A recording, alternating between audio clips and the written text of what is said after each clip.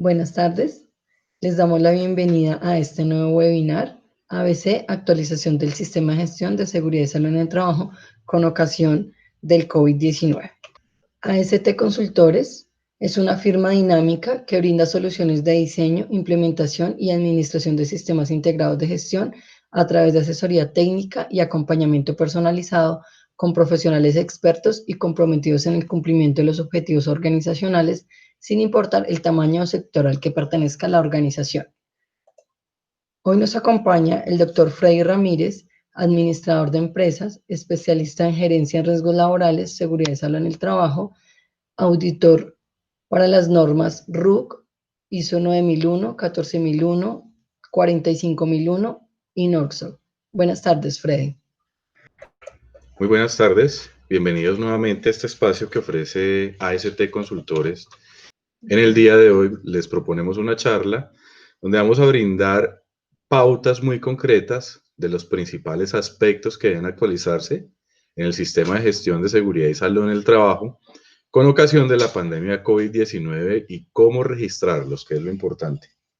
En la tarde de hoy vamos a dar esas estrategias para tener esos aspectos relevantes que nos van a brindar las herramientas para reducir el contagio de COVID-19 en nuestra organización y sobre todo para el cumplimiento legal, que es el que nos va a dar la garantía de dar un cumplimiento ante una visita de un ente de control, o sea, llámese ARL, llámese Ministerio de Trabajo.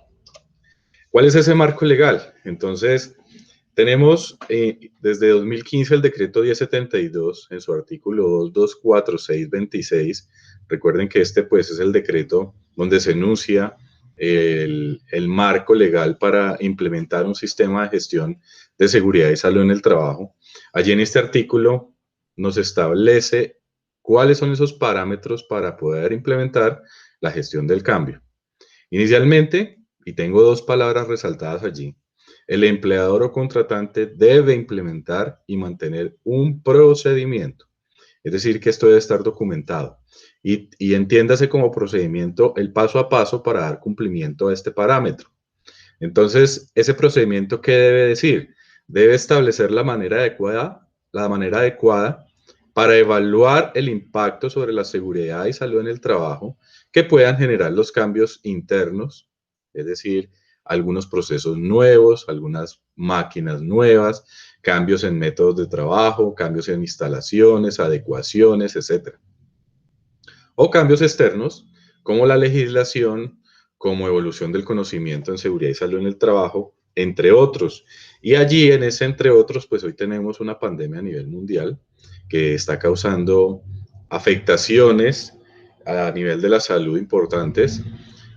Tenemos que tener en cuenta que pues esta enfermedad causada por el virus SARS-CoV-2 nos está produciendo una neumonía que en algunos casos pues algunas personas no sienten ni síntomas, alrededor del 80% de acuerdo a las estadísticas.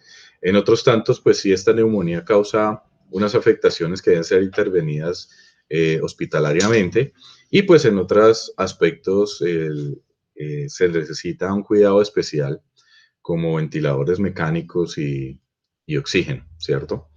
Entonces, ese entre otros de este artículo se refiere a ello, un cambio externo que nos produjo una pandemia y que tenemos que adecuar no solamente nuestros procesos, nuestras instalaciones, sino toda la cultura organizacional y el ajuste que tiene que ver con el cumplimiento de la prevención en seguridad y salud en el trabajo. Esta gestión del cambio pues va acompañada de la necesidad de realizar una identificación de peligros y evaluación de riesgos, tal cual como lo hacemos en la matriz de identificación de peligros. Lo que sucede es que cuando evaluamos un cambio, este cambio puede ser temporal y este cambio pues podrá llevarse a cabo en algunos días, en algunos meses. Todo depende de la duración del cambio que vayamos a ejecutar para que podamos implementarlo, ya sea en la matriz de identificación de peligros que venimos manejando, o le hacemos un análisis específico mediante una metodología que les voy a compartir. Algo importante que establece acá la norma, pues que antes de introducir esos cambios en la organización, tiene que socializarse a los trabajadores cuáles son esos cambios, cuáles son esos nuevos, esas nuevas maneras o esa intervención que se tiene que hacer para que los cambios no generen afectaciones, sobre todo a la seguridad o a la integridad de los trabajadores. Pero en este caso, pues en el tema de la pandemia, pues prácticamente no tuvimos mucho tiempo para reaccionar. En un día de marzo estaban realizando un simulacro de cuarentena y ya conectó con un simulacro a nivel nacional, del cual todavía a estos tiempos continuamos. Entonces, pues la evaluación de esos cambios pudo haber sido muy difícil. Se tuvo que hacer los cambios sobre la marcha y sobre todo dándole cumplimiento a las normas que iba emitiendo los organismos distritales, municipales y nacionales. Pero pues aquí vamos a entablar a ver de qué manera podemos darle solución y podemos darle registro a esos cambios que pudimos haber hecho y los que se vienen de aquí en adelante. No tenemos todavía una fecha concreta de la terminación de esta pandemia, de esta emergencia sanitaria, y por ende, pues, tenemos que seguir tomando en cuenta la manera adecuada de hacer la gestión del cambio. La siguiente normatividad que nos habla de gestión del cambio, pues ya será la resolución 0312, donde nos establecían los estándares mínimos, y por allí entonces en un ítem en el 211.1, pues teníamos un requerimiento de los estándares mínimos donde nos pedían el documento, cuál es ese procedimiento, y nos pedían el documento que contenga ese procedimiento. Recuerden que la resolución 0312 pues es un estándar mínimo, es un estándar para evaluar. No podemos decir que porque la empresa le aplican el primer rango de estándares, pues allí no existe la gestión del cambio y no la tenemos que hacer. Tampoco podemos decir que en el siguiente rango de los 21 estándar tampoco está gestión del cambio y tampoco lo debemos hacer. Tenemos que tener en cuenta que el que ordena toda la implementación y todo lo que concierne a la aplicación del sistema de gestión de seguridad y salud en el trabajo está en el decreto 1072 y por jerarquía de normas, ese está por encima de una resolución.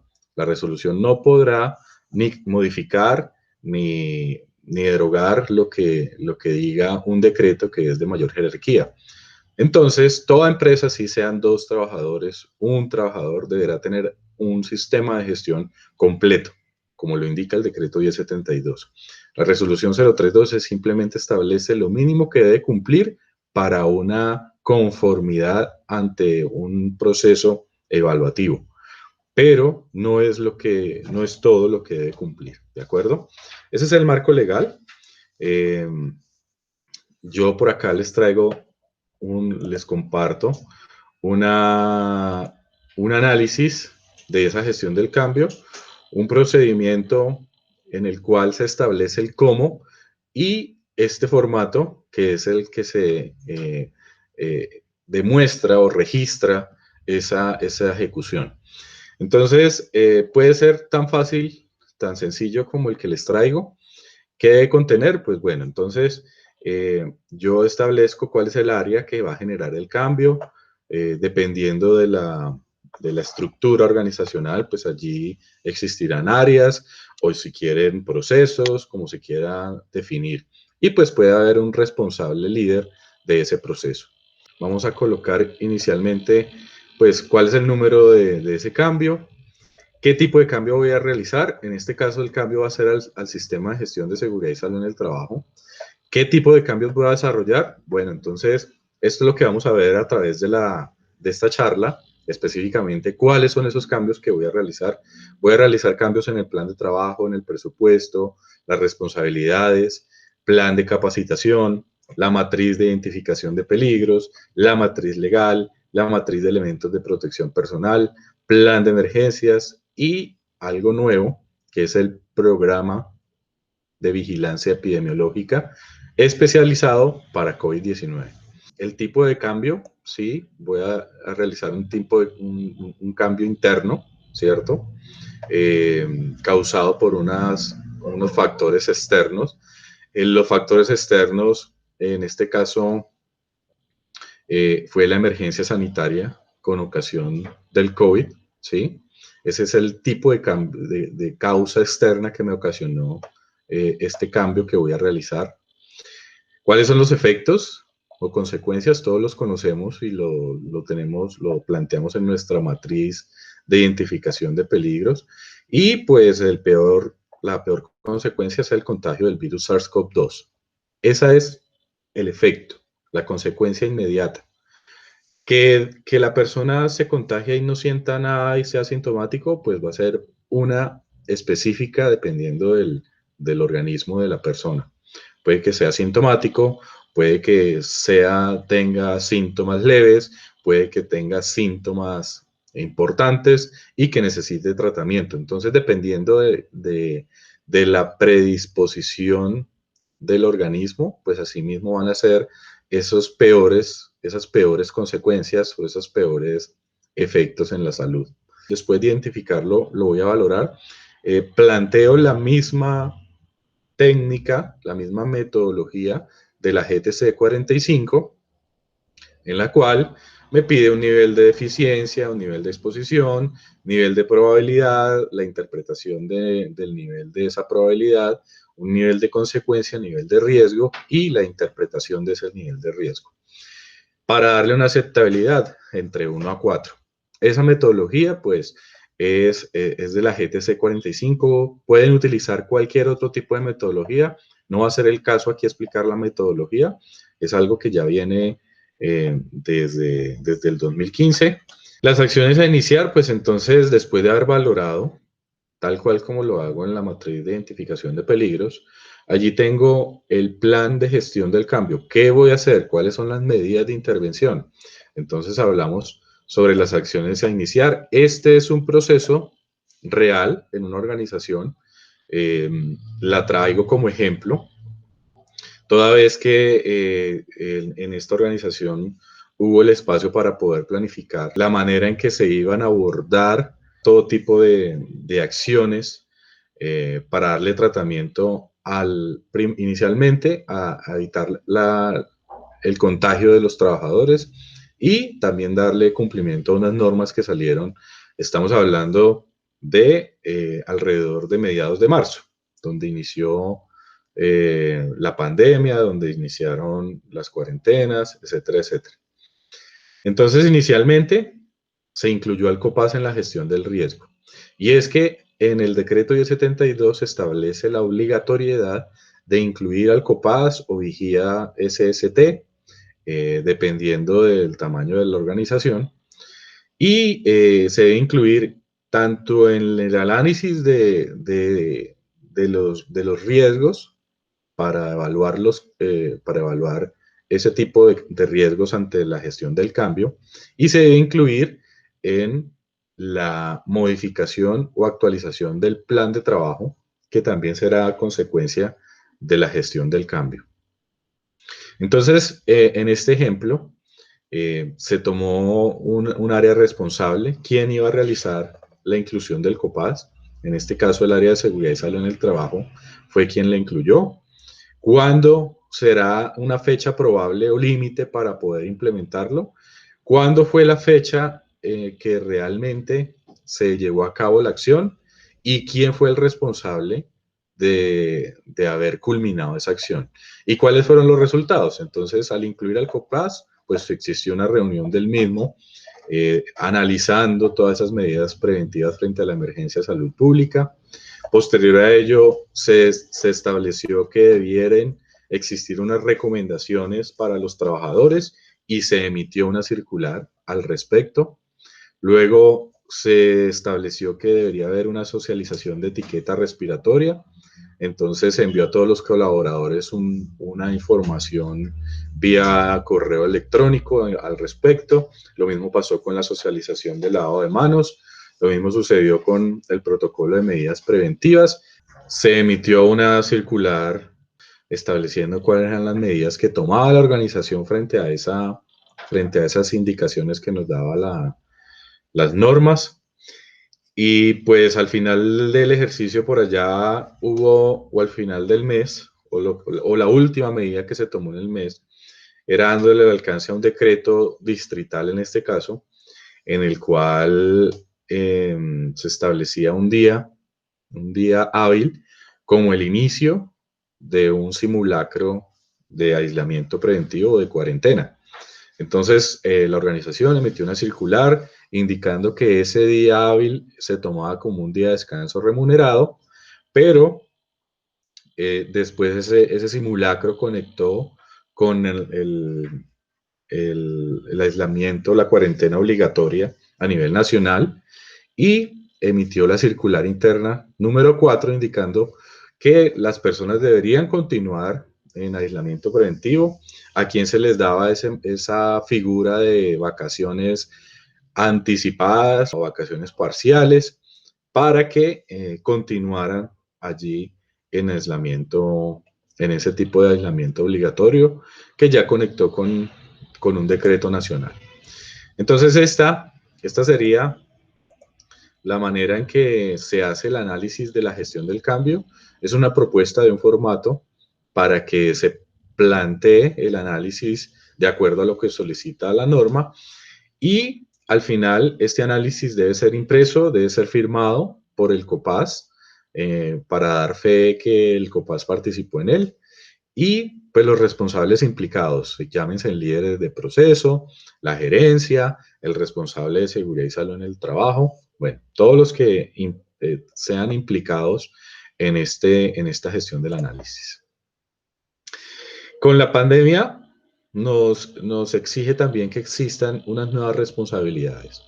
Entonces, partimos de las responsabilidades del empleador. Esto será una nueva parte de la gestión del cambio. Allí el empleador tendrá un rol específico, llámese gerente, llámese administrador, llámese dirección, toda vez que sea quien haga las veces de representar a la organización como representante legal o a quien él delegue, ¿sí? Entonces, se tendrá que cumplir la normatividad legal y por ello tenemos que estar muy pendientes de todas las emisiones a nivel distrital, municipal y nacional para establecer cuáles son esas partes que debemos cumplir. Debemos adoptar las medidas que sean necesarias para prevenir el contagio del virus. Entonces, muchas de esas tienen que ver con el cumplimiento de marco legal y ya las vamos a explicar específicamente. Debemos proveer a los trabajadores de elementos de protección personal. Esto no es nuevo, simplemente que ahora se debe acomodar al riesgo, ¿sí? Al riesgo biológico por la enfermedad de COVID-19. Debemos capacitar a los trabajadores y contratistas vinculados, entonces debe haber una responsabilidad de parte del empleador en este aspecto. En el evento en que exista unos casos sospechosos o confirmados con COVID, pues tenemos que hacer los debidos reportes dependiendo de cada una de las opciones o de las circunstancias en que se esté llevando a cabo el trabajo. Si la persona está trabajando en casa, pues se reporta a la EPS y se le informa a la ARL. Ya tenemos una norma en la que se establece que para el personal de trabajo en ambientes hospitalarios, pues hay una afectación directa y una enfermedad directa de origen laboral, entonces pues allí se le dará el trato correspondiente. Vamos a darle cumplimiento a la legislación y tenemos los controles necesarios para que exista la prevención del COVID-19 de acuerdo a la norma y debemos promover en los trabajadores y contratistas el uso de la aplicación Coronado. Estas responsabilidades son otorgadas inicialmente en la resolución 0666 y después allí son confirmadas en cada uno de los protocolos dependiendo de la actividad comercial. el trabajador pues va a tener también unas responsabilidades. Vienen desde el decreto 1072, allí se tendrían que establecer estas responsabilidades. Si es el caso, yo puedo incluir estas nuevas responsabilidades en los perfiles o en el formato que yo tenga bien para llevar a cabo el cumplimiento de este ítem. Debemos asistir a las capacitaciones, ya viene desde atrás. Cumplir los protocolos de bioseguridad, ya esto es muy específico para lo que se está desarrollando en este momento. Cuidar su salud y suministrar información clara, veraz, completa sobre su estado de salud, viene de las responsabilidades anteriores. Y pues esta resolución 0666 establece ya como desde el punto de vista un poco más estricto informar si se tienen síntomas asociados a COVID y que en lo posible cuando se tenga algún tipo de caso confirmado se deberá avisar a nuestro empleador. Y allí hay pues todo un tipo de debate en cuanto a que por allá la resolución 2346 de 2007 establecía que pues hay una reserva de la historia clínica y de todo tipo de condición de salud, pero pues en este caso el Estado está apostando porque se está velando por un interés general y que está por encima de un interés particular. Entonces, pues se deberán informar de manera clara y el trabajador tendrá la responsabilidad de dar esa información clara, veraz, oportuna sobre su estado de salud. Utilizar los elementos de protección personal, entonces, pues no solo estamos hablando de los de origen industrial, ya estamos hablando de uso de protección personal que puede mitigar el virus, o la protección respiratoria que actúe como barrera o como protección, dependiendo del ámbito laboral. Los invitamos a que se remitan a nuestro canal de YouTube. Allí tendrán información de soporte en cuanto a esta charla. En especial tenemos un video en el que explicamos la manera adecuada de utilizar los elementos de protección personal asociados a COVID. Debemos instalar o adoptar las medidas de cuidado de salud, donde estemos reportando continuamente el estado de salud, que le coloquemos a los trabajadores un canal de comunicación fácil, oportuno, y que en el evento que tengamos cualquier tipo de contagio en el lugar de trabajo o con la familia, se deben adoptar las medidas correspondientes, obviamente, de lo que yo reporté. El plan de trabajo será este primer escenario donde después de haber hecho el análisis de gestión del cambio en el documento o en el formato que la empresa a bien haya implementado, entonces en este plan de trabajo, ¿cuáles serán esos principales cambios y modificaciones? Debo actualizar o crear documentos nuevos. Por ejemplo, en el caso del protocolo de bioseguridad, pues será un documento nuevo que se deberá crear, ¿cierto? Entonces, tengo que plantear en qué momento lo voy a crear. Vendrá algunos formatos anexos a la ejecución y voy a hacer actualización y revisión de los diferentes aspectos del sistema de gestión para hacer estos cambios desde el punto de vista de planificación. Habrán algunas actividades que se aplazarán, toda vez que en el caso, por ejemplo, de la aplicación de la encuesta de riesgo psicosocial, como lo indicaba la resolución 2404 del año pasado, esta encuesta pues no se puede hacer virtual y si tenemos trabajadores que están llevando a cabo trabajo en casa, pues no podrán hacerla o resultará muy dificultoso llevarla a cabo. Le tendría que enviar por correo, sea correo físico o por correo electrónico, el formulario, que ellos lo imprimieran, lo desarrollaran y me lo devolvieran de la misma manera. Entonces se hace realmente algo difícil llevar a cabo una encuesta de riesgo psicosocial en este momento para las personas que están llevando trabajo en casa. Algún tipo de actividades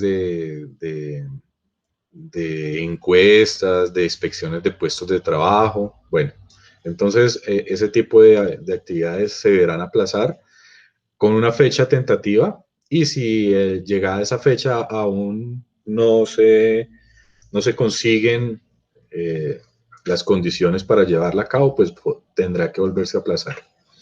La matriz de identificación de peligros tendrá que ser actualizada, incluyéndole dos aspectos relevantes. En primera instancia, la identificación del peligro para valorar el riesgo de un posible contagio por COVID-19 y si los trabajadores están llevando a cabo trabajo en casa, trabajo remoto, pues evaluar de qué manera podemos adoptar medidas que logren que no vaya a causar afectaciones adicionales este trabajo en casa. Recuerden que existe normatividad en el trabajo, toda vez que la más reciente, la circular 41, establecía que no se va a considerar teletrabajo y que las condiciones de este trabajo en casa pues son aquellas que le van a dar continuidad al negocio, a la continuidad a la operación,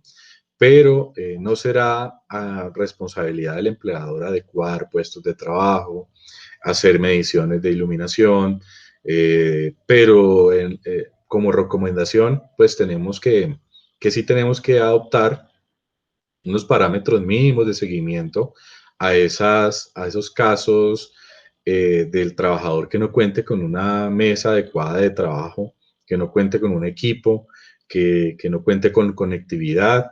Y pues de eso también tenemos una charla allí en nuestro canal de YouTube, donde se aclara cuáles son los deberes realmente del trabajador, hasta dónde va la gestión de la empresa para esta gestión del cambio eh, de trabajo en casa. Y también los invitamos a que vayan y se suscriban y sigan teniendo información de estos aspectos que van cambiando casi que cada 8 o 15 días.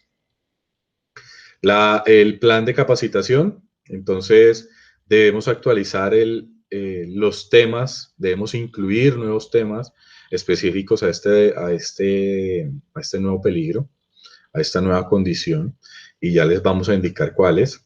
La actualización legal, como lo que veníamos planteando desde el inicio, pues es incluir estos decretos, resoluciones, circulares que va emitiendo nuestros entes estatales de orden distrital, municipal y nacional, toda vez que cuando se actualiza una norma, pues normalmente va derogando la anterior. Entonces hay que ir cambiando y dejando las que están en este momento vigentes para que tengamos claro cuáles son los parámetros a seguir, cuáles son los parámetros a cumplir, cuáles son esas recomendaciones que nos entregan nuevamente para mitigar el riesgo de contaminación por el virus. Y vamos actualizando en el evento que tengamos alguna visita, un requerimiento, como les digo, de algún ente de control, sea la ARL o el ministerio, pues tengamos allí ya todo al día. La gestión del cambio, pues es el análisis que hicimos anteriormente en el formato que les presentamos, que les proponemos, de acuerdo al procedimiento. Entonces también estará allí contemplado en el plan de trabajo. Debemos diseñar un programa de vigilancia epidemiológica. Recordar que allí en el decreto 1072 se establecen los documentos que debe contar una empresa dentro del sistema de gestión. Dentro de ellos, la obligatoriedad de tener los programas de vigilancia epidemiológica dependiendo del riesgo, que en este caso es el riesgo por la contaminación del virus SARS-CoV-2. Debemos tener un programa de vigilancia epidemiológica, el cual deberá ir de la mano de la ARL. Por ello también les recomiendo que tengan una ARL que les cuente que les esté enviando información al respecto, que les esté brindando la infografía necesaria para que ustedes estén enterados de lo que va pasando, que tengan una persona asignada para todo tipo de dudas, para todo tipo de gestión. Y pues en teoría debiese ayudarles en la elaboración de este programa de vigilancia epidemiológica, toda vez que puede ir de la mano de un grupo multidisciplinario para el diseño, dependiendo de la actividad económica de la organización. Les recuerdo entonces que el programa de vigilancia epidemiológica está contemplado en el artículo 2, 2, 4, 6, 12, donde hay una lista de documentos que se debe tener de manera obligatoria en el sistema de gestión, y pues allí en el numeral 13 nos establece que los programas de vigilancia epidemiológica serán parte esencial del sistema de gestión, dependiendo del riesgo.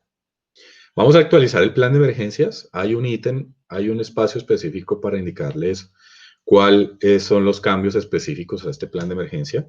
El ajuste presupuestal, es decir, todo lo que tenemos de modificaciones y de medidas de intervención en la gestión del cambio en el plan de trabajo, pues tenemos que colocarle un rubro para poderlo ejecutar. Las reuniones de comités de seguridad y salud en el trabajo deberán seguirse haciendo. No hay una norma que diga que es que como paramos la organización o por el hecho de que exista pandemia, no habrá un comité o reuniones de comité de convivencia o reuniones del COPAS o las actas del vigía, a menos que la organización haya parado sus operaciones al 100%, es decir, todos salieron a vacaciones, todos salieron a una licencia remunerada o no remunerada, como se esté manejando, a menos de que no existan realmente trabajadores en la organización, pues no se podrá llevar a cabo estos comités.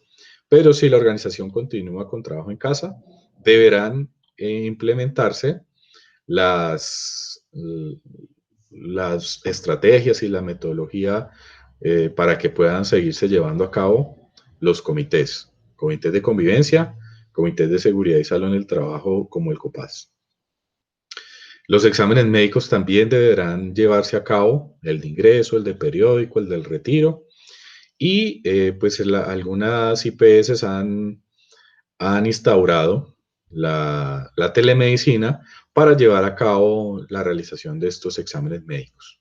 Entonces, tenemos que hacer el contacto con nuestra IPS seleccionada para que podamos tener en cuenta cómo llevamos a cabo estos exámenes médicos. Habrán pruebas que necesariamente deberá remitirse el trabajador hasta la IPS, pero pues con ello lo que tenemos que hacer es validar el protocolo que se están haciendo en las IPS para también manejar mitigar el contagio. Normalmente lo que se está haciendo es que la IPS asigna citas y con ello evita aglomerar trabajadores allí haciendo o esperando turno. Entonces, las IPS se están llevando a cabo citas para poder hacer de manera presencial los exámenes médicos.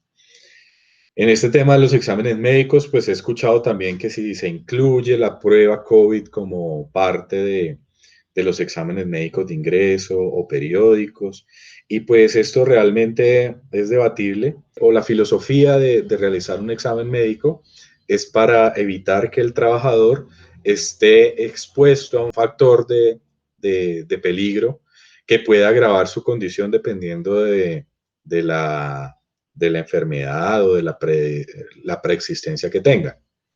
Entonces, no es adecuado que se establezcan pruebas COVID como parámetro de vinculación al trabajo. Eso resultaría discriminatorio y entrarían en una serie de temas debatibles para que de pronto ahora no vienen al caso. Hay que tener en cuenta también que para las personas que ya tienen personal vinculado y quieran realizar pruebas COVID por sospecha, por X o Y, les recomiendo que se asesoren de un médico especialista en el caso, en el tema, porque un trabajador que se crea con sospecha hoy y hayan pasado 2, 3 días y quieran hacerse prueba rápida, la prueba rápida no va a ser efectiva, toda vez que esas pruebas rápidas lo que van es a detectar anticuerpos que ha generado el organismo para combatir el virus. Y se recomienda que estas pruebas rápidas se implementen alrededor del 10º u 11º día para que sean efectivas. Lo mismo sucede con las pruebas PCR, que son las que identifican el virus en secreciones nasales. También se recomienda que haya un tiempo prudente de la exposición al virus, algo así alrededor entre 5 y 6 días, para que pueda ser también una prueba o un resultado efectivo. Ya estrategias de comunicación, es decir, tanto en el análisis de la gestión del cambio como en el plan de trabajo, pues hay unas afectaciones, unas medidas de intervención que se van a hacer y deben ser comunicadas. Como lo vimos allí en el ejemplo inicial del análisis de la gestión del cambio, los resultados fueron expedir circulares, ¿cierto? Informativas o un correo formal, ¿sí? También se puede contemplar por WhatsApp, pero tendría que estar muy claro o muy formalizado y que como que los trabajadores hayan tenido aceptación de ese medio de comunicación y que esté incluido dentro de mis parámetros de comunicación formal de la organización. Porque una persona puede decir, no, es que el WhatsApp es mío, los datos son míos, el teléfono es mío, yo no acepto ese canal de comunicación. Entonces hay que tener en cuenta y formalizar primero el canal para poder establecer que ese medio de comunicación ha sido efectivo y que será, digamos, un medio de comunicación aceptado para toda la organización donde se utilice.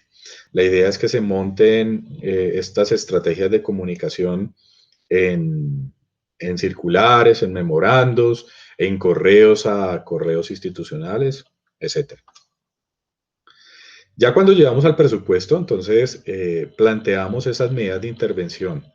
Entonces tengo que comprar termómetros, ojalá hacer verificaciones y calibraciones de esos termómetros, entonces eso me cuesta un dinero, lo ideal es que se haga cada 6 meses. Hay estaciones de desinfección, entonces se implementaron los tapetes, se implementaron las estaciones de gel antibacterial o de alcohol glicerinado de pedal. Hay medidas de lavado de manos. Hay que tener en cuenta que esas cámaras de aspersión de químicos pues no fueron aprobadas a nivel de Ministerio de Salud. Hubo unos conceptos por parte de las ARL, por parte del Consejo Colombiano de Seguridad, donde se establecían que esas estaciones de aspersión o cámaras de aspersión corporal pues no eran efectivas y sí podían arrojar un riesgo químico a los trabajadores. No contemplar, si aún lo siguen contemplando, las cámaras de desinfección corporal.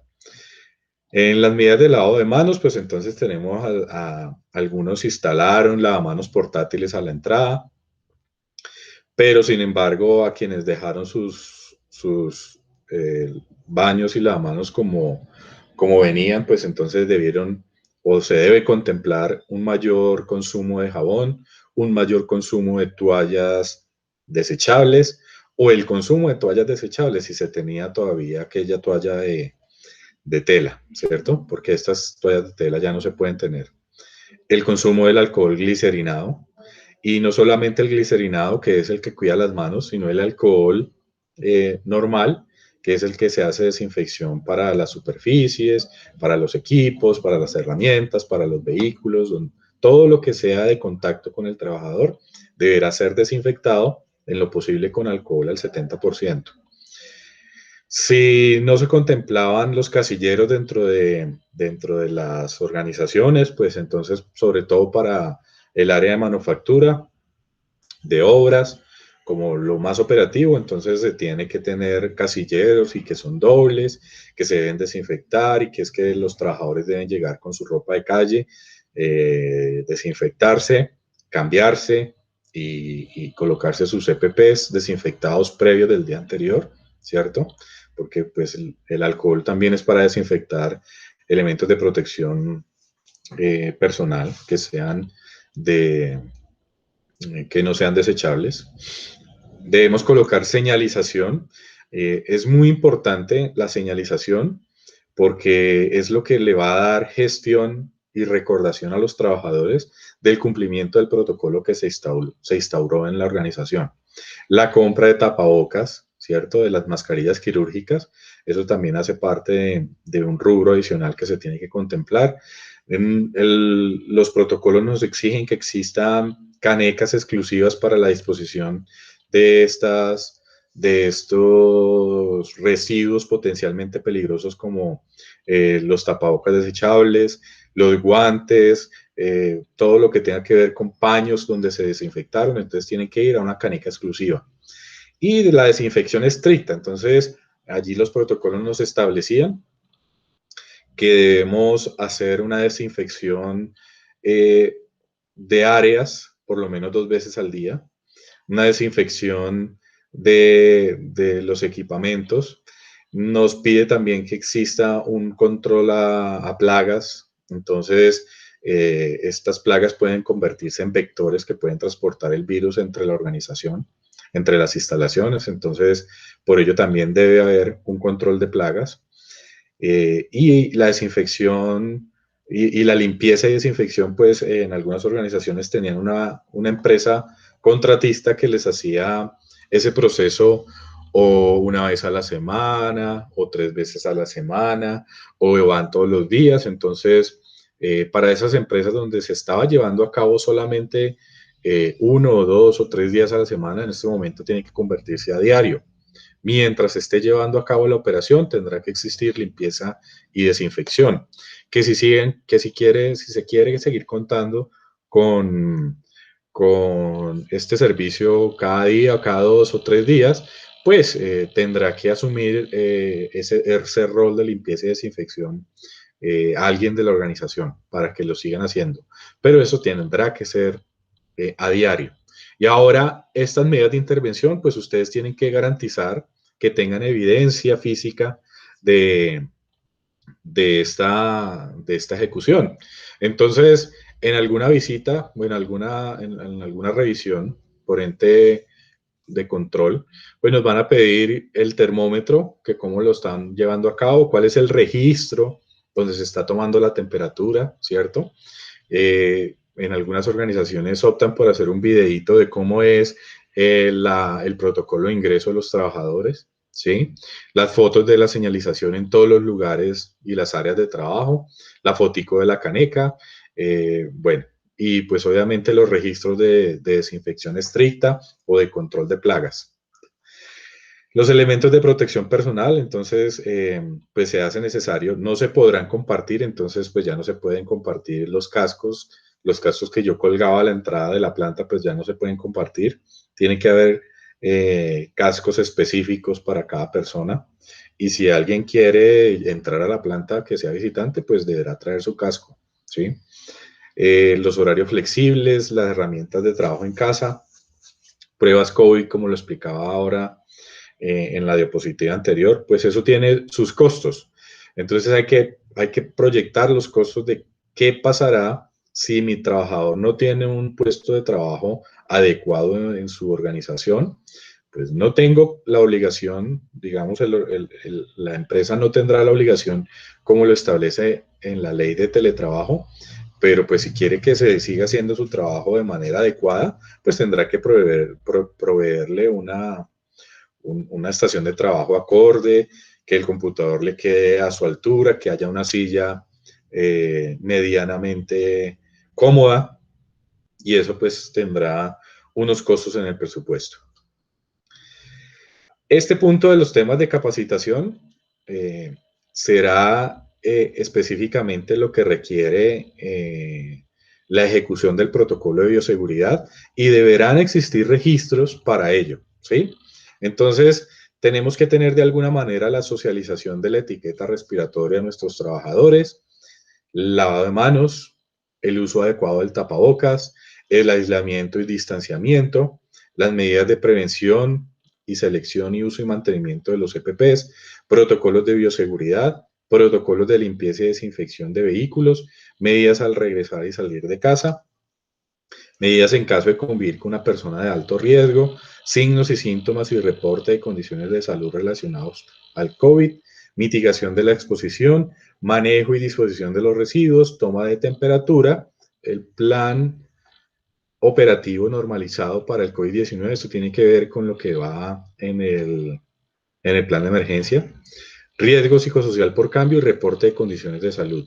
Estas son evidencias específicas que debe contar la organización, y nosotros como organización, AST Consultores, les puede proveer esos temas de capacitación certificados para que ustedes tengan el debido registro que puedan evidenciar organismos de control. Voy un poquito específico por ejemplo, el tema de la toma de temperatura, porque se ha creado un mito alrededor de este ejercicio, y es que si se toma la temperatura en la cabeza, pues allí estaría afectando la salud mental del trabajador, que supuestamente le estoy matando las neuronas, que supuestamente lo estoy irradiando y le voy a causar un tumor. Entonces, en el tema de la temperatura con un termómetro infrarrojo, pues empecemos por quitar esos mitos de los trabajadores diciéndole que el termómetro no hace emisión alguna, que cuando tenemos una temperatura, el cuerpo humano es el que emite la radiación y el termómetro le captura esa radiación, ¿sí? El termómetro no emite absolutamente nada. El que está emitiendo es el cuerpo humano, y el termómetro captura esa radiación infrarroja, y la convierte en una medida de temperatura. Eso así es que actúa el termómetro infrarrojo. Entonces, es necesario que cambiemos el concepto, o que podamos decirle a nuestros trabajadores que se quiten esos mitos, falsos mitos, y que realmente explicarle cuál es la manera de acción del termómetro y del resto del sistema de gestión. Un cambio importante que tenemos que tener en la investigación de accidentes y enfermedades laborales es que ahora tenemos un nuevo escenario, y es lo que le sucede al trabajador cuando está desarrollando trabajo remoto en casa. Allí tenemos que también informarle a nuestros trabajadores cuándo es un accidente de trabajo y cuándo es un accidente común. Hay que establecerles muy específicamente que solo el hecho de que esté en casa desarrollando actividades, lo que le suceda no será asociado directamente a un accidente laboral. Entonces, para los líderes, ¿cuál es la manera adecuada de identificar si es un accidente de trabajo o si es un accidente común? Hay que tener en cuenta que la definición de accidente de trabajo pues nos establece que es todo evento fortuito que se desarrolle por causa u ocasión del trabajo y que nos cause un daño al organismo, o a una perturbación funcional, o daños psicológicos, ¿cierto? Hay que tener en cuenta que cuando hablamos de una causa, son las labores habituales, las que están dentro de mi perfil del cargo, están en mi perfil de funciones, etcétera. Esas son las funciones por causa. Y por ocasión son labores esporádicas, pero que de alguna manera mi organización me indicó que debía hacerlas, me dio la instrucción que debía hacerlas, o que debía desplazarme a algún lugar, o que debía desarrollar una actividad que no es rutinaria, pero que es para beneficio de la empresa. Entonces, ¿cómo evaluar si el accidente es de origen laboral o de origen común?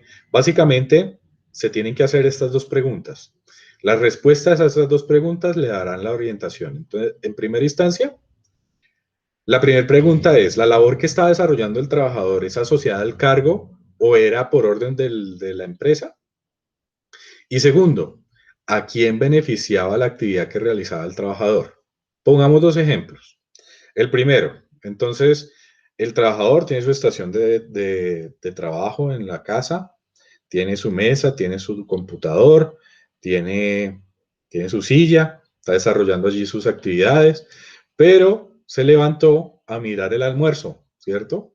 Porque pues en estos casos tenemos que echarle una miradita al trabajo del niño, a los hijos, a la clase virtual. También tenemos que velar por nuestro almuerzo y no solamente eh, el que podamos tener el espacio para almorzar, sino el tiempo para hacer el almuerzo.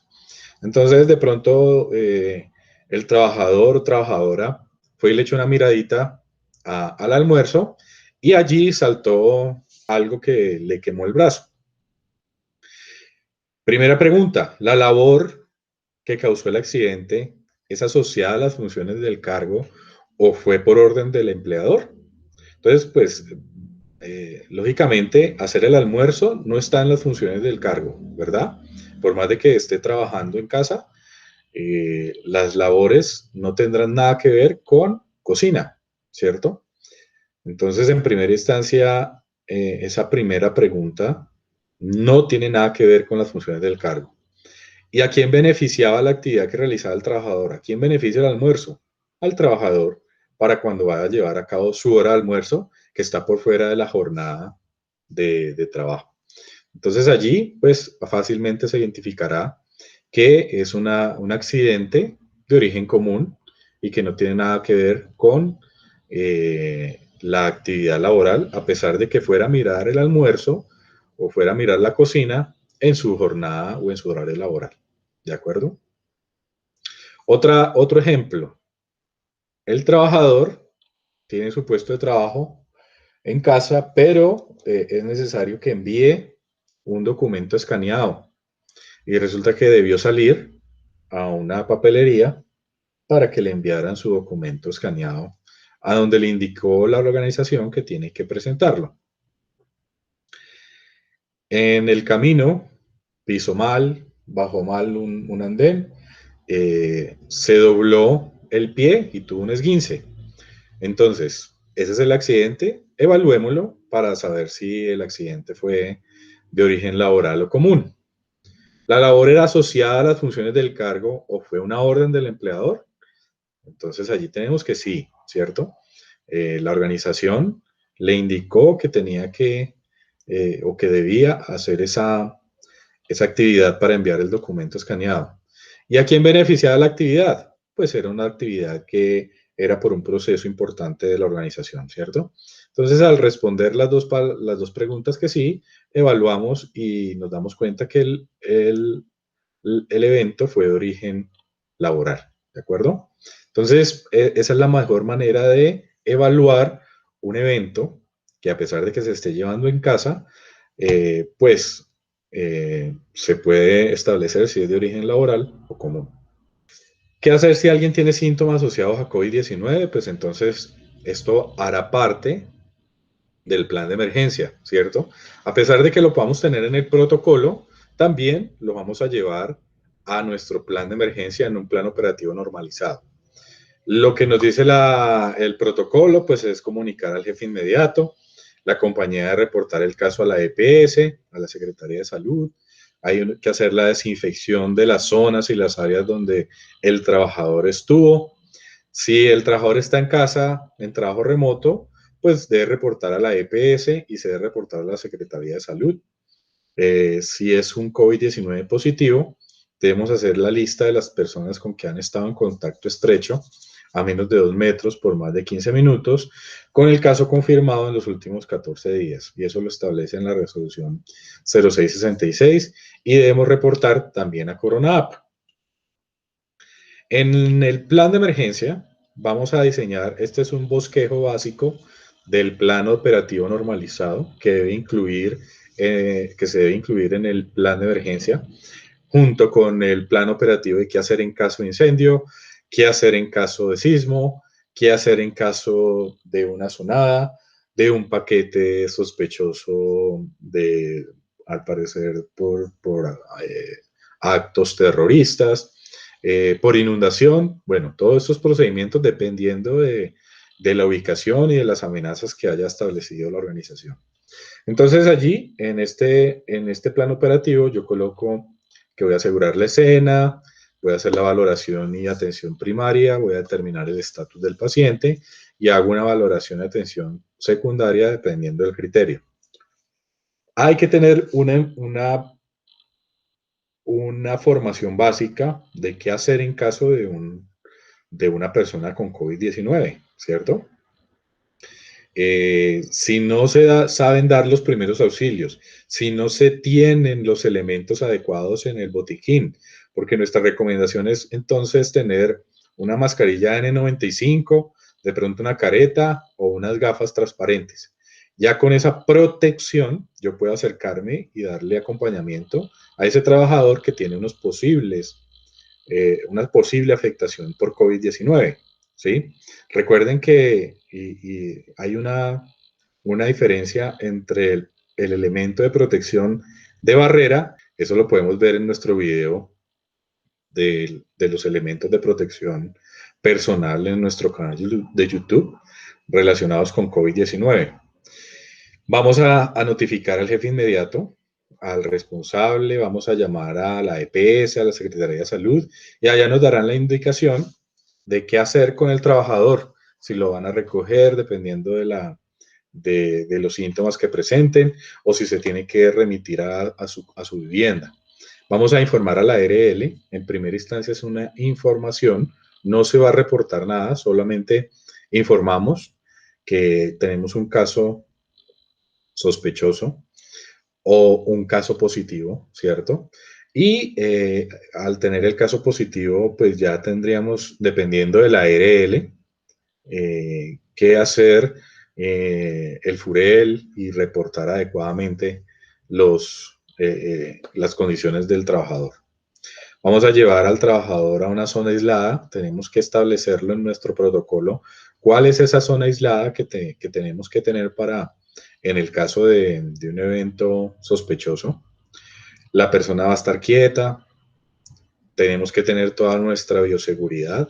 Entonces, por eso les recomiendo tener una mascarilla de protección, es decir, de alta eficiencia, y unas gafas o una careta, porque la persona puede estar tosiendo y las gotículas que puede estar emitiendo se pueden salir del tapabocas de alguna manera. Y por eso yo tengo que tener como brigadista la protección necesaria. Vamos a ubicar al paciente en alguna posición de seguridad o comodidad mientras llega el apoyo y se deberán aislar la zona de trabajo donde este trabajador estaba ejerciendo sus funciones.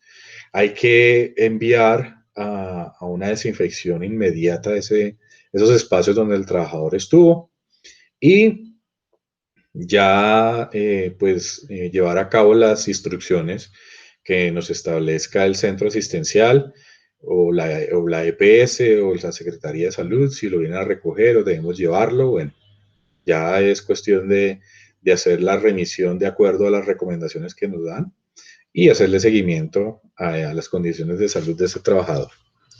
Eso se incluiría de manera en la planificación de nuestro plan de emergencia.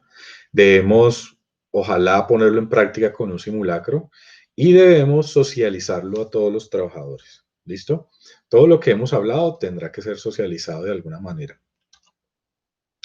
Y esos registros específicos, que son los que vamos a demostrar la gestión de la organización, inicialmente serán la toma de temperaturas y síntomas, es decir, de qué manera para esos trabajadores presenciales estamos llevando a cabo la medición de la temperatura corporal, que sea una sola persona, que sea competente, que conozca el manejo del termómetro. Y también diligenciamos los síntomas, preguntamos los síntomas que está llevando a cabo el trabajador al momento de ingresar. Debe estar registrado de alguna manera, sea físico, sea digital, pero es un registro que nos pueden solicitar en una revisión. El seguimiento al lavado de manos. Nos puede surgir la duda de cómo llevamos a cabo ese seguimiento. Debe haber una persona que recuerde el lavado de manos cada 3 horas y registro, es muy difícil que se registre como que me lavé las manos y venga firmo. es difícil toda vez porque también el tema de compartir esferos y compartir herramientas, pues no se puede llevar a cabo, pero puede estar establecida una circular, ¿cierto? Donde se notifica a los trabajadores que se deben lavar las manos cada 3 horas. Pueden existir memorandos en las áreas de trabajo que les recuerde a los trabajadores eso, y debe haber un responsable nombrado para que se le haga seguimiento, es decir, que recuerde que tienen que irse a lavar las manos cada 3 horas. La capacitación virtual, como les establecíamos en un ítem anterior, pues se tienen que tener los registros de cada uno de los temas que nos aborda esta nueva condición de riesgo biológico, y tenemos que registrar de qué manera estamos llevando a cabo esas capacitaciones. Recuerden que para el personal presencial no se pueden tener reuniones mayores a 5 trabajadores, entonces se tienen que buscar las estrategias para ello. La entrega de elementos de protección personal, uno de los registros más críticos que nos pueden pedir, adicional que en el decreto de 72 es uno de los registros que se debe guardar durante 20 años. Debemos garantizar que haya un recibido de los tapabocas, de los guantes, de lo que yo estoy entregando a cada trabajador, toda vez que eso se hace parte del proceso de mitigación. Que no basta con disponer una caja para el área de trabajo y que los trabajadores puedan acceder a ella, digamos que a consumo y al criterio que cada uno quiera.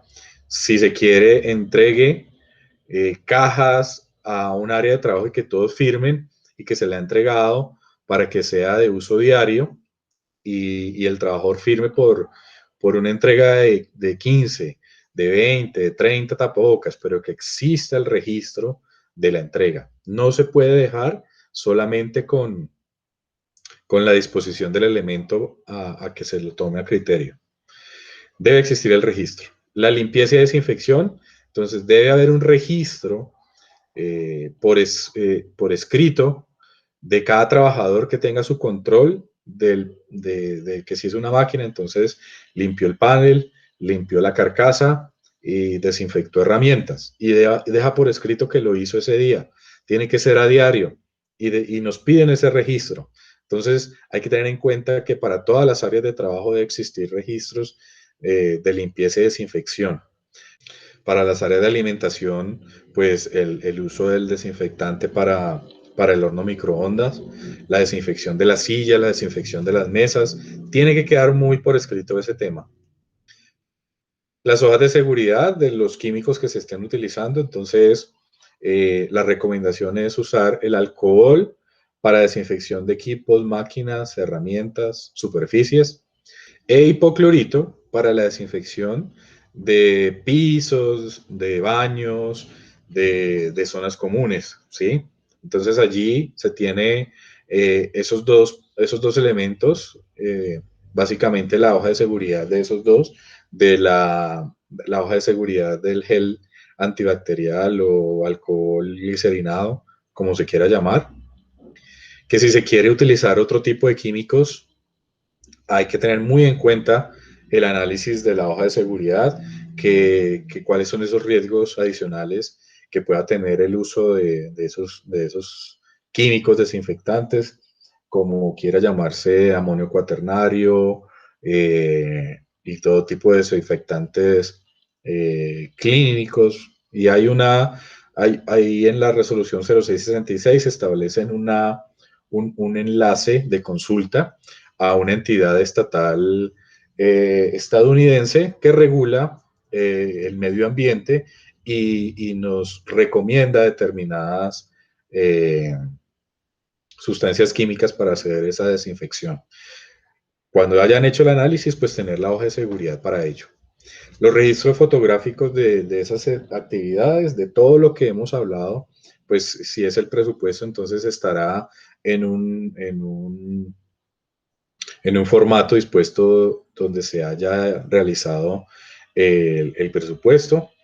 Digamos que ese es el registro, el plan de trabajo pues estará también allí como registro, deberá estar firmado por el representante legal y por el responsable de seguridad y salud en el trabajo, registro fotográfico de la señalización, de las diferentes medidas que se toman, como desinfecciones, como las limpiezas, las mismas circulares informativas serán un registro ante la posible revisión de un ente de control. Eh, las inspecciones tendrán que modificarse toda vez que debemos garantizar que el gel antibacterial esté pues abastecido. La central de desinfección de pedal estará abastecida, que la señalización no se haya caído, que el botiquín cuente con esos elementos que recomendamos, que en el tema locativo estén disponibles las estaciones de desinfección, que los baños cuenten con las toallas, bueno, lo que ustedes establezcan que puede ser de control de cumplimiento a este protocolo. Y así modifico, ya sea modificar la inspección locativa o crear una inspección nueva de cumplimiento frente al COVID-19. El censo y seguimiento a las condiciones de salud. Entonces, deberíamos haber implementado un censo para evaluar cuáles de nuestros trabajadores pueden tener condiciones preexistentes de alto riesgo frente al COVID. Entonces es un censo que yo debo hacer, ojalá lo pudiera hacer online, en formatos que algunas plataformas se pueden utilizar, o puede que la empresa tenga su plataforma para realizar este censo y en las mismas condiciones hacer el seguimiento a condiciones de salud diario, verificar que el trabajador no haya presentado fiebre, que si presenta dolor de cabeza, que si presenta congestión nasal, tos con dolor, la afectación al respirar o el ahogo al respirar. Y esos serán también registros que nos pueden solicitar en una visita. Y todo esto que se implemente, siempre llevarlo a circulares, a correos, a memorandos, a todo aquello que pueda ser de comunicación formal y que le dé cobertura a todos los trabajadores, ¿cierto?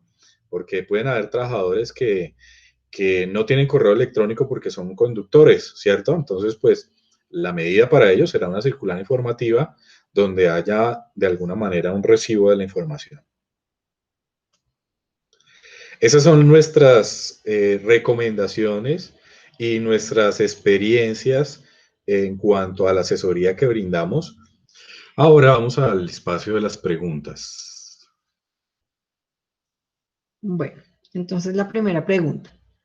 Cordial saludo. Cuando mencionas un procedimiento, ¿te refieres al procedimiento de gestión de cambio general que tenemos todas las empresas o te refieres a un procedimiento específico para la gestión del cambio COVID-19?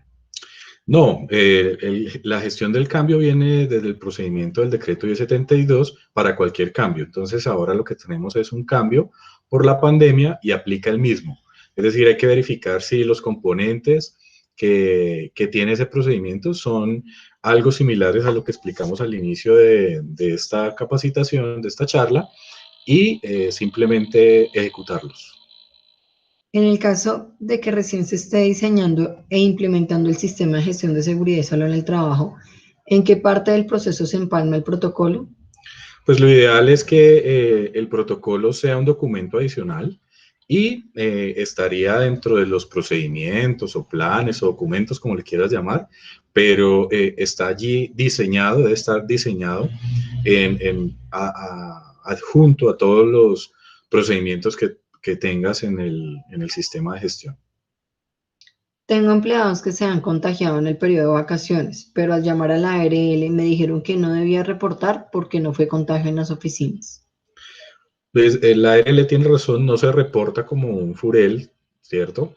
Un reporte informativo a la ARL solamente. ¿Qué es lo que indica la resolución 0666? ¿Todo esto aplica si estamos trabajando todos desde la casa? Sí, aplica lo que tiene que ver con los reportes, aplica con lo que tiene que ver con el seguimiento a que se lavan las manos.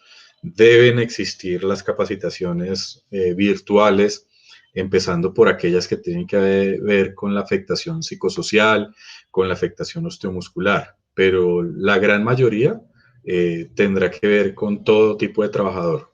Y ya los que estén presencial, pues aplicará el protocolo de entrada, los casilleros, etcétera, etcétera. Buenas tardes. Si la empresa no hace uso de la aplicación Corona, si crea su propia aplicación, ¿es válido? Pues el tema de la Corona App se estableció muy específicamente por el gobierno, por el Ministerio de Salud, para hacer un seguimiento y un sondeo y unas estadísticas. Lo ideal es que se lleve a cabo el seguimiento de las condiciones de salud en la metodología que la empresa implemente, sea virtual, sea alguien coge los datos de manera presencial, pero se tienen que llevar a cabo las condiciones de salud a diario. El tema de Corona App es un reporte cuando se cambian las condiciones de salud, no es un reporte a diario. Yo reporto inicialmente que estoy bien y cuando cambien esas condiciones de salud es que reporto a Corona App. Puede pasar 5 días, un mes, 2 meses o puede pasar o no puede pasar nunca, pero es cuando se reportan las condiciones de salud nuevas en Corona App. ¿Dónde encuentro lo de la aplicación de la encuesta psicosocial? Esa es la resolución 2404-2019, donde establece de qué manera se llevan a cabo las encuestas de riesgo psicosocial, complementando la resolución 2646 de 2008. Cuando la empresa por la cuarentena envió todo el personal a licencia no remunerada, ¿cómo soporta que no hubo quórum para sesionar? Bueno, lo que explicamos en los acápites de las reuniones de COPAS, si realmente se envió, pero por licencia, pues allí todos los trabajadores estaban suspendidos, no había manera de sesionar, pero si lo que se envió fue a trabajo en casa, se tendrían que buscar las estrategias para reuniones virtuales y llevar a cabo las sesiones. ¿Algún profesional específico debe realizar el PBE COVID-19?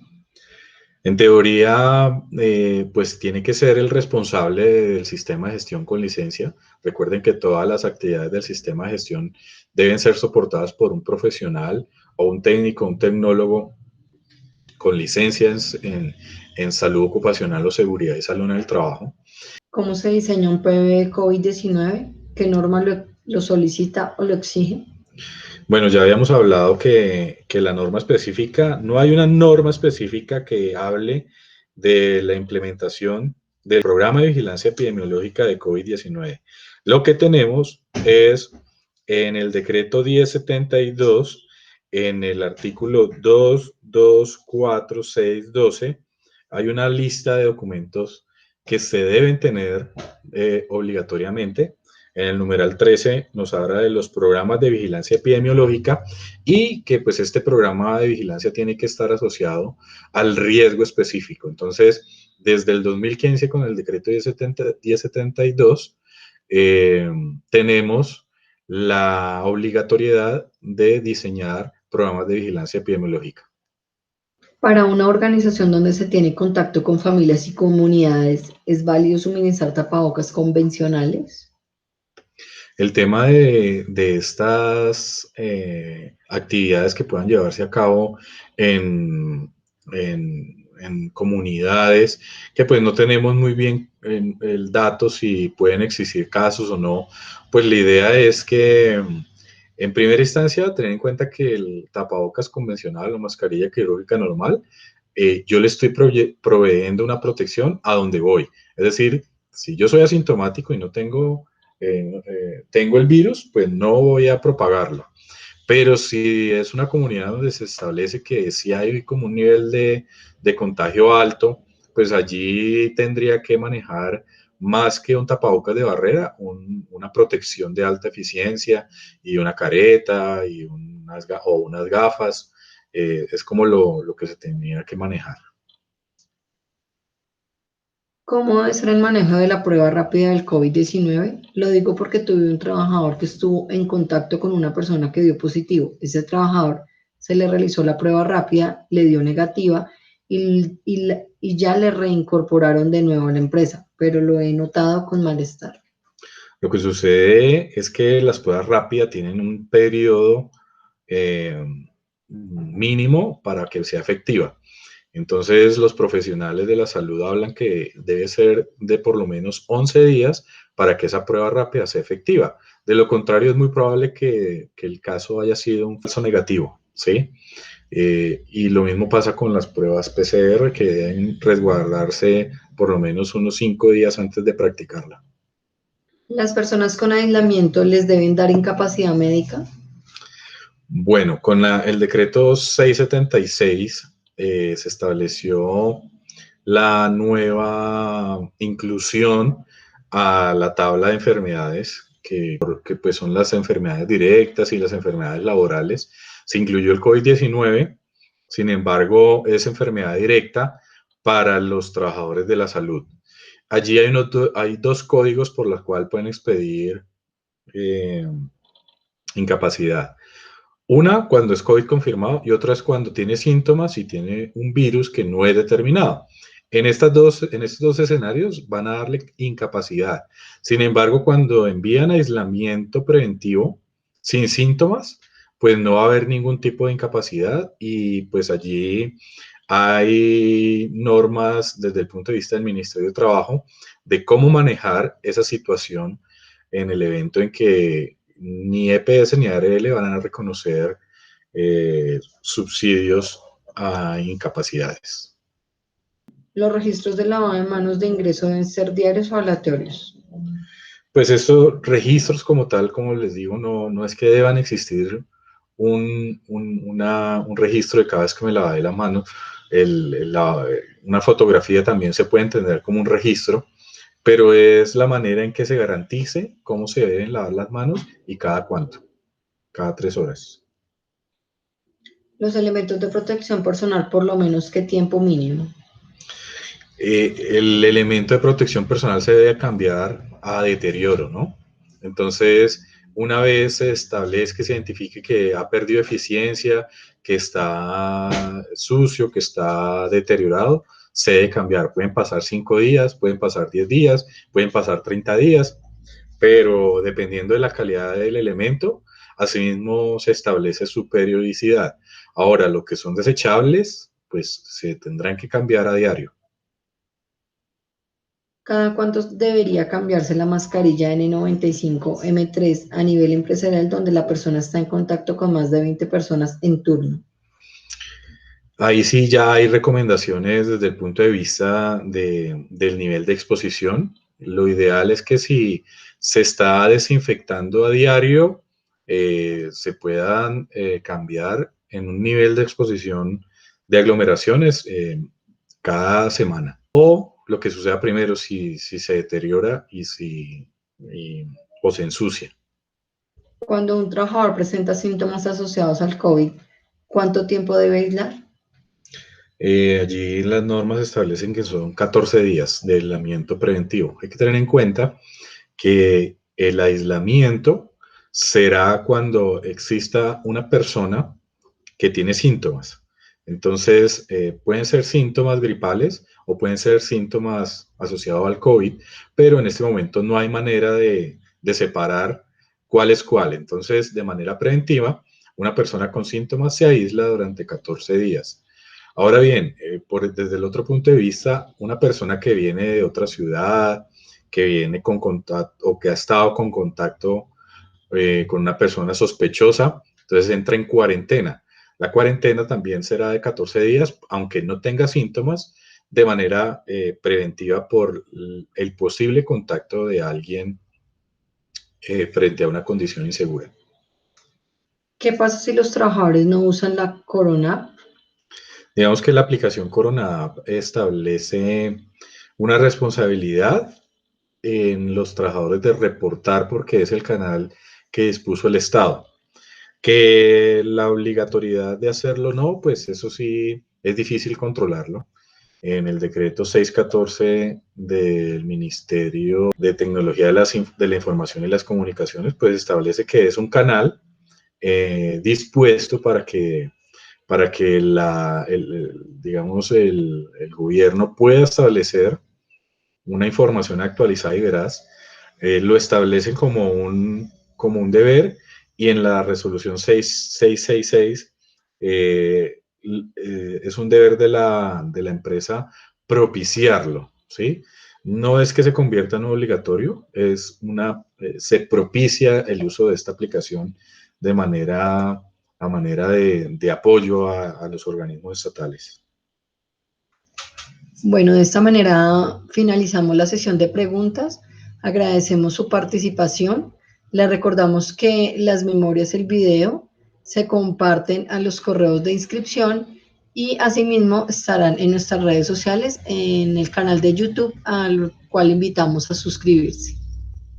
Vale, muchas gracias por esta participación. Esperamos seguirlos invitando a nuevos escenarios y a nuevas charlas con temas de interés. Así que síganos en nuestras redes sociales, en Facebook, en Twitter, en nuestro canal de YouTube, para que estén siempre conectados en estos eventos donde socializamos temas importantes. Muchas gracias por su atención y Dios los bendiga.